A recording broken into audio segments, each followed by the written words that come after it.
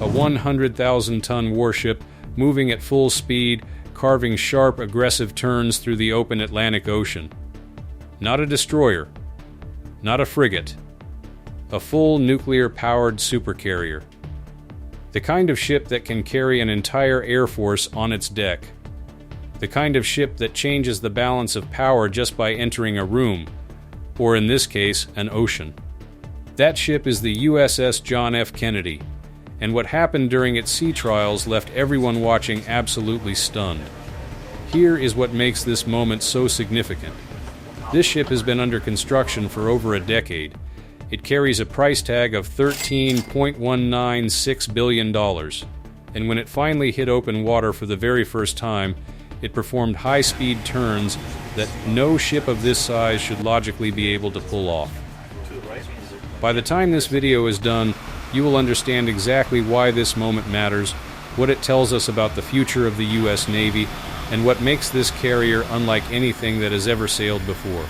Stay right here, because this story gets better with every section.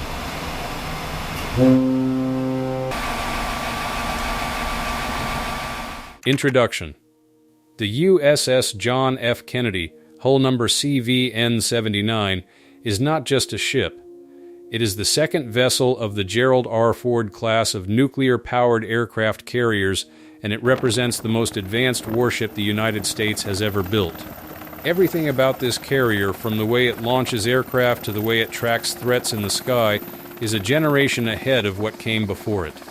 And on January 28, 2026, it did something historic. It left its shipyard in Newport News, Virginia, and sailed into the open Atlantic for the very first time.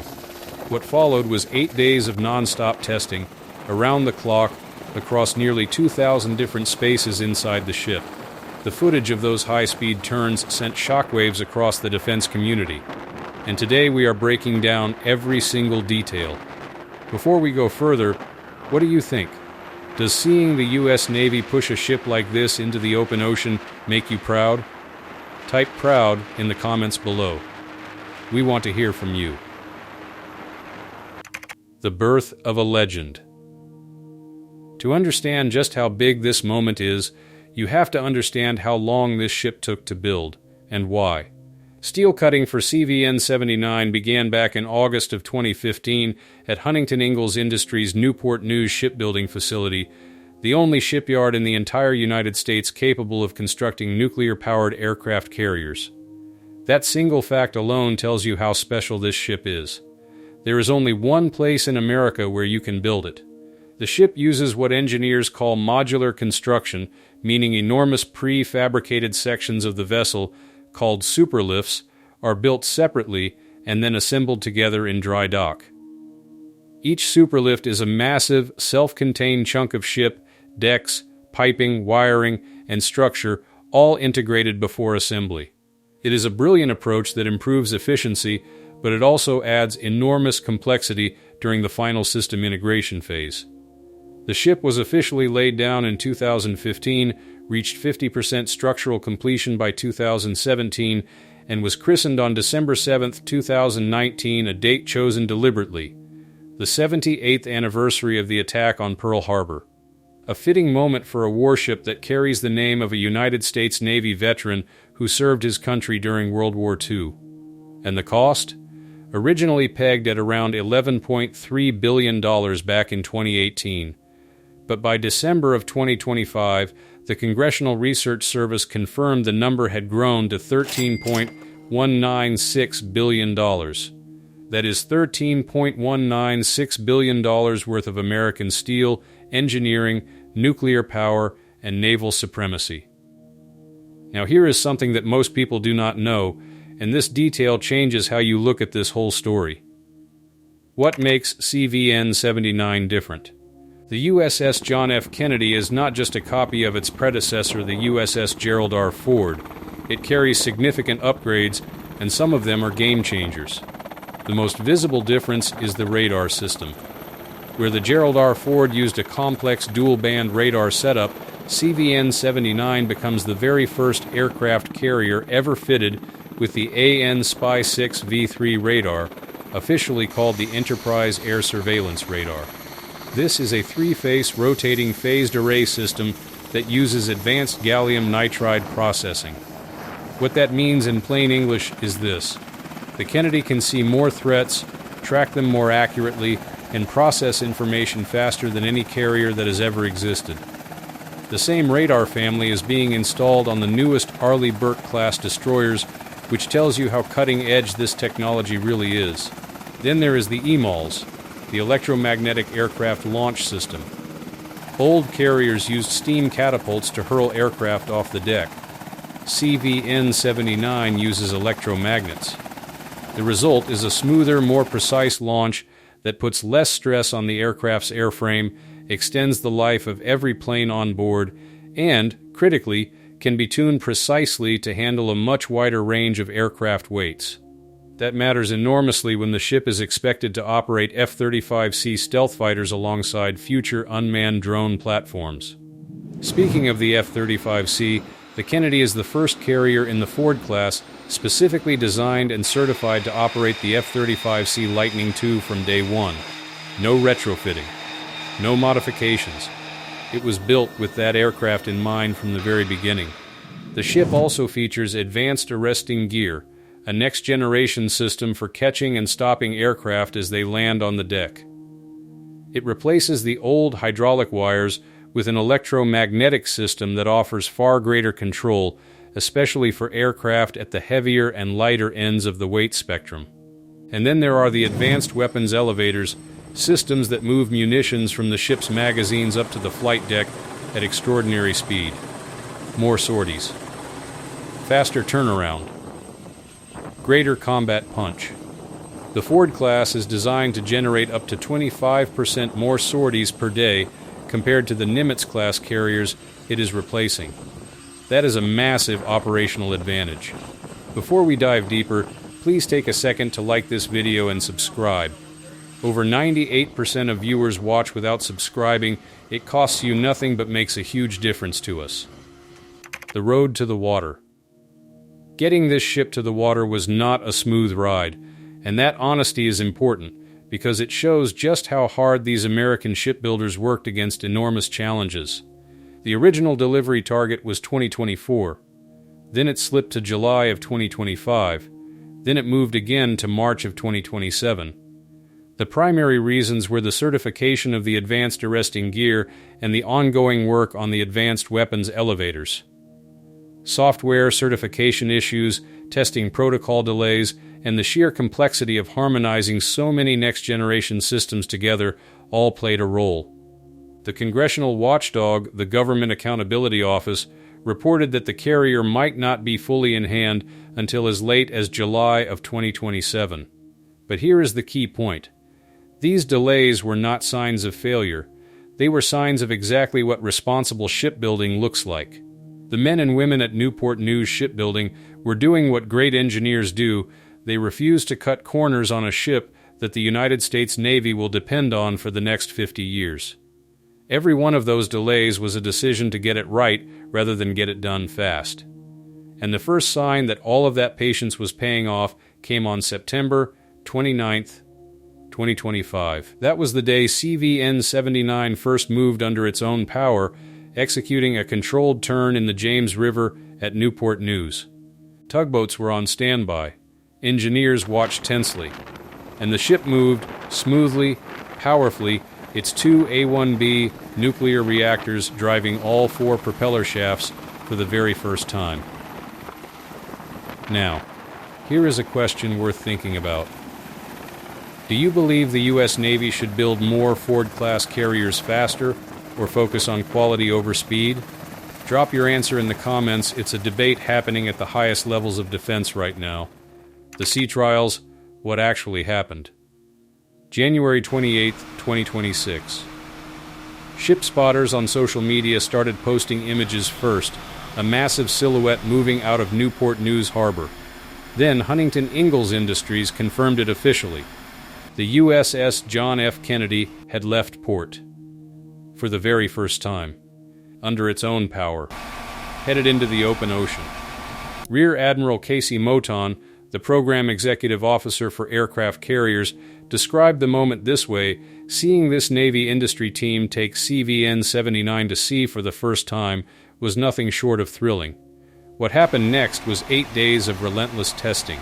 Teams working around the clock, nearly 2,000 separate spaces evaluated inside the ship, hundreds of sensors collecting data on every major system simultaneously. And then the high-speed turns. When a ship that displaces 100,000 tons starts executing aggressive high-speed maneuvering turns in the open ocean, it is not just a display of power. It is a validation of every engineering decision made over the past decade. The ship's propulsion plant, its navigation and steering systems, its ability to handle real sea states at operational speeds, all of it was being pushed to its limits in real time. The footage that emerged from the Atlantic showed the Kennedy banking hard through the water, throwing a massive white wake into the air on either side. 100,000 tons moving with a confidence and agility that most people simply would not believe possible.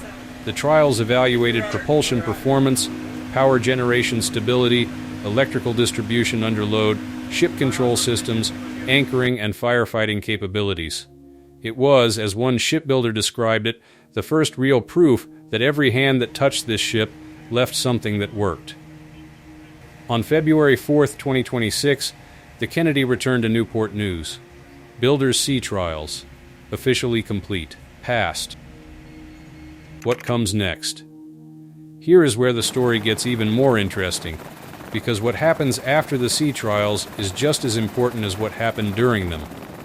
Following the completion of the builder's sea trials, CVN-79 entered a phase of inspections and system refinements back at Newport News.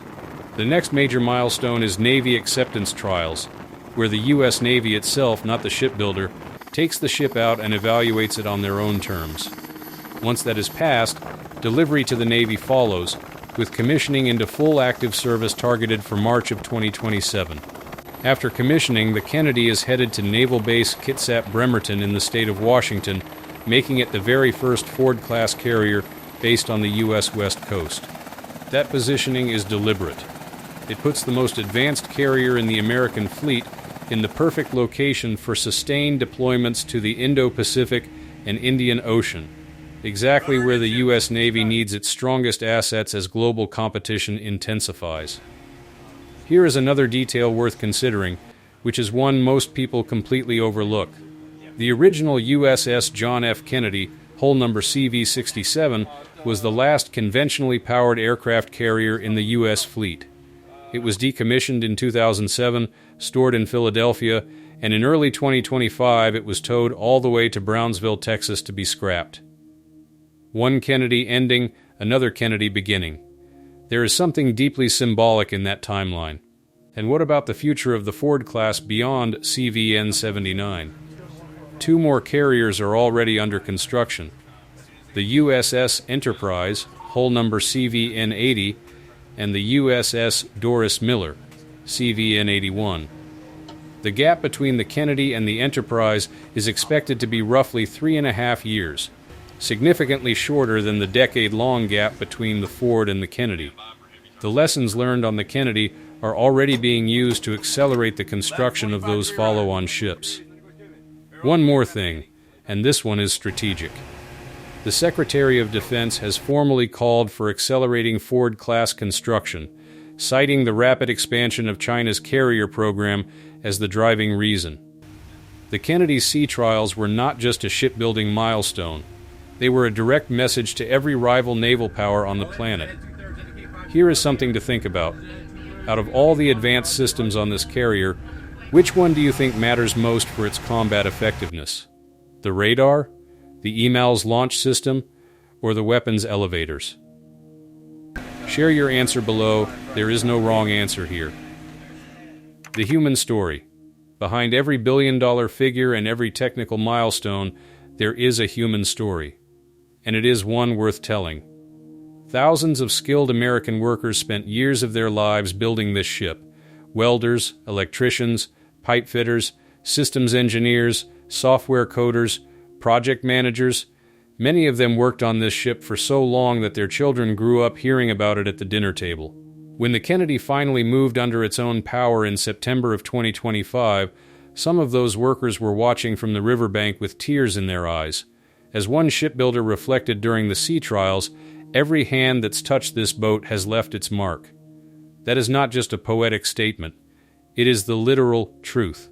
The engineering that went into this ship represents the collective effort of tens of thousands of Americans who showed up every day and built something that will protect this country for the next half-century. The Newport News shipbuilding president, Kari Wilkinson, said it clearly: the nation is depending on them to deliver these critical assets that will protect freedom around the world. And with the successful completion of builders' sea trials, they proved that the trust placed in them was well-deserved. This ship is not just a weapon system, it is a statement about what American workers can do when they are given a mission that matters and the time to do it right. Conclusion. The USS John F. Kennedy is $13.196 billion worth of proof that the United States Navy is not slowing down. It is accelerating. The high-speed turns it showed off during those sea trials in the Atlantic were not just a test. They were a preview of what is coming, a next-generation carrier that is smarter, faster, more powerful, and more capable than anything that sailed before it. Delivery is on track for March of 2027, and when that ship is commissioned into the fleet, it will not just replace the USS Nimitz, it will define the next era of American naval power. If this video gave you something new to think about, hit the like button and subscribe for more content like this. Every subscribe helps this channel continue delivering stories that matter.